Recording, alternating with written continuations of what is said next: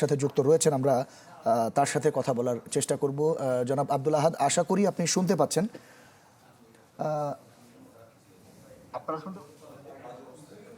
জি, আশা করি আপনি আমাদের শুনতে পাচ্ছেন। শরীফ ওসমান হাদির ঘটনা নিয়ে আমরা আলাপ করছিলাম, আমাদের সহকর্মীরা যুক্ত হচ্ছিলেন, কথা বলছিলেন।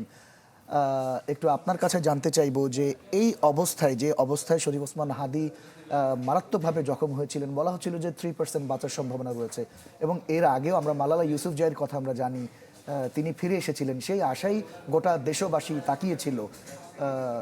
কিন্তু আল্লাহর, তার ভাগ্যেই লেখা ছিল এমনটি যে আল্লাহ লিখে রেখেছিলেন যে তিনি হয়তো চলে যাবেন। এখান থেকে কি আসলে ফেরা সম্ভব হয়?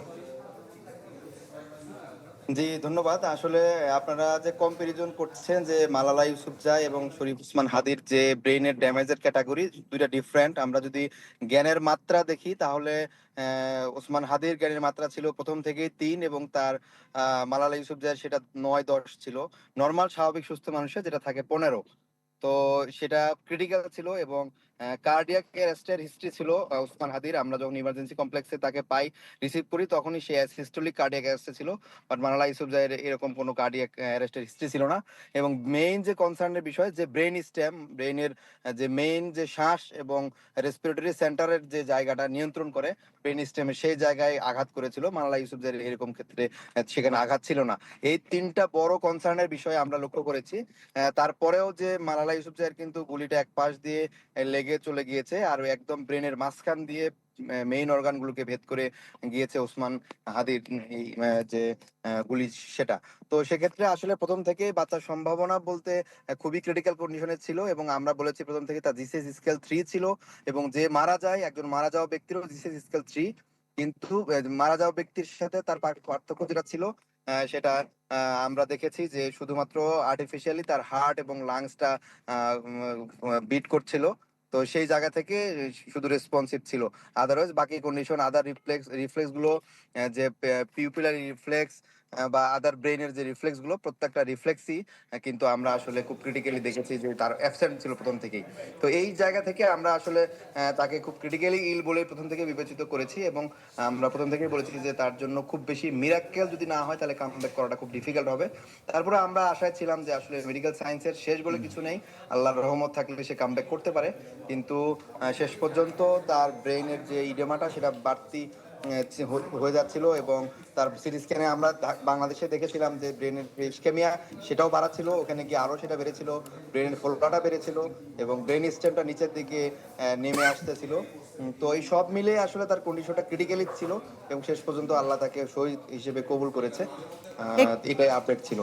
একটি বিষয় নিয়ে আমার জানার ছিল, বা সবারই জানার ছিল, যে সিঙ্গাপুরের ডাক্তাররা হাদির অবস্থা নিয়ে কোনো আশার বাণী শুনিয়েছিল কিনা?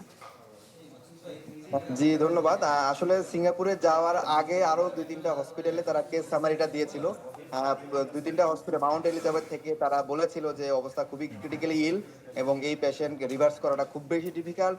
সেক্ষেত্রে তারা নিতে এগ্রি করে নাই, এবং সিঙ্গাপুর জেনারেল হসপিটালে শেষ পর্যন্ত তারা এগ্রি করেছে, এবং তারা চেষ্টা করেছে। এবং সিঙ্গাপুর জেনারেল হসপিটালে প্রত্যেকটা সিঙ্গাপুরের ইনস্টিটিউটের সবচেয়ে বিখ্যাত রিনাউন্ড যারা নিউরোসার্জন আছে, ওয়ার্ল্ড ক্লাস, প্রত্যেককে নিয়ে আজকে মেডিকেল বোর্ড হয়েছে, এবং সেই মেডিকেল বোর্ডের সবাই মিলে সিদ্ধান্ত দিয়েছে তাকে একটা ছোট অপারেটিভ প্রসিডিউরে যাওয়ার ব্যাপারে। তো তার ফ্যামিলি সেটাকে এগ্রি করে বিকেল 5টায় অপারেশন প্রসিডিউরের জন্য এগ্রি করেছে, এবং তারপরে অপারেশন থিয়েটারে যাওয়ার পরে কন্ডিশন আরো ক্রিটিক্যাল হয়ে যায়, এবং তারপরে তো আমরা সবাই জানতে পারি যে সে আসলে আমাদের কাছ থেকে চলে গিয়েছে। জনাব আহাদ, আরেকটু বিষয় একটু জানি আপনার কাছে। শুনতে পাচ্ছেন? জি, জনাব আব্দুল আহাদ, আরেকটি বিষয় জানতে চাই যে ওনাকে দেশে ফিরিয়ে আনার প্রক্রিয়াটা কবে নাগাদ শুরু হতে পারে, বা এটা যদি একটু বলেন আমাদের। জি, ধন্যবাদ। দেশে আনার ব্যাপারে আমরা যতটুকু জেনেছি, বিভিন্ন এখানে পররাষ্ট্র মন্ত্রণালয়, তারপরে যারা হাই কমিশনে আছেন, তাদের বরাত দিয়ে আমরা জানতে পেরেছি যে আগামীকালকে সকালের নাগাদ তাকে আনার একটা প্রসিডিউর চলছে। এটা অবভিয়াসলি এখনো ফাইনাল ডিক্লারেশন হয়তো গভর্নমেন্ট তাদের জায়গা থেকে দিবে, তবে আমরা এখন পর্যন্ত সেটা জানতে পেরেছি যে আগামীকালকে সকালের নাগাদ তাকে আনা হবে। আমরা হয়তো সে পর্যন্ত অপেক্ষা করবো আর কি, গভর্নমেন্ট ডিক্লারেশনে আসায়। তবে আনঅফিসিয়ালি আমরা জানতে পেরেছি যে তাকে আগামীকাল সকালবেলা আনার একটা ব্যবস্থা করা হচ্ছে। অনেক ধন্যবাদ। দর্শক, আমাদের সাথে এতক্ষণ যুক্ত ছিলেন ঢাকা মেডিকেল কলেজ অ্যান্ড হাসপাতালের নিউরো সার্জারি বিভাগের আবাসিক চিকিৎসক মোহাম্মদ আব্দুল আহাদ। তিনি শরীফ ওসমান হাদির বিষয়ে সার্বিক চিত্র জানাচ্ছিলেন।